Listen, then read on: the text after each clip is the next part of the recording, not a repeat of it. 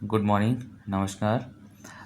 देखिए एमपीपीएससी के assistant professor exam की ऑब्जेक्शन लिंक स्टार्ट हो गए और आप 5 सितंबर तक ऑब्जेक्शन कर सकते हैं। तो आज हम बात करने वाले हैं कि किन किन क्वेश्चंस पर आप ऑब्जेक्शन लगा पाएंगे। यहाँ मैं बात कर रहा हूँ सोशियोलॉजी के बारे में। जीएस के में क्वेश्चंस मुझे नहीं लग रहा कि किसी भी क्वेश्चन पर आप आपत्ति लगा पाएंगे। काफ़ी अच्छी आंसर की उन्होंने दी है। और एक क्वेश्चन है कंप्यूटर वायरस वाला, हो सकता है अगर उस पर हो सकता है, आप देख लीजिए उस पर लग सकती है आपत्ति। फिर यहाँ पर सोशियोलॉजी के बारे में बात करते हैं। तो सोशियोलॉजी की कुछ क्वेश्चन है उस पर हम देखते हैं। तो इसमें यहाँ देखेंगे कि ये पहला क्वेश्चन है, socially established ways of doing things are called. इसमें जो कमीशन ने इंस्टीट्यूशन इसको आंसर माना है।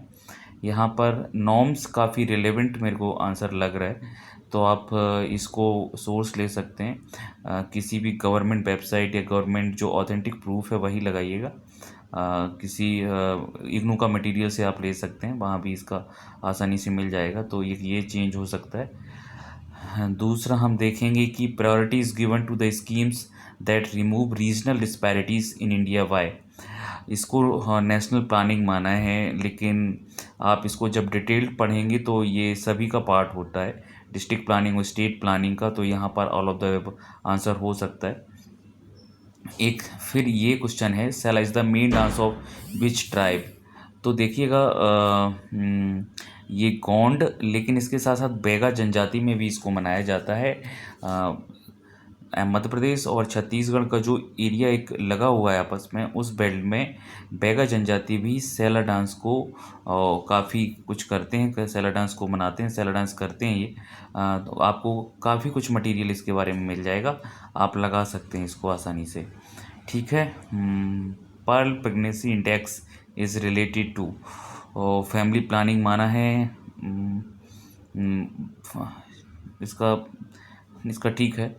फिर आता है, which constitutional head has been provided special rights with respect to tribes in article 324 and 244। देखिए आर्टिकल 324 तो इलेक्शन कमीशन से रिलेटेड है, तो यहाँ तो कुछ बनेगा, ये क्वेश्चन डिलीट हो जाएगा यहाँ पर। वैसे फर्स्ट ये जो यहाँ पर माना था एक ने गवर्नर को माना हुआ है, लेकिन जो राइट्स होते हैं, जो अधिकार हैं, वो प्रेसिडेंट के पास होते हैं। लेकिन ये डिलीट हो जाएगा क्वेश्चन। आर्टिकल 324 इलेक्शन कमीशन से रिलेटेड है।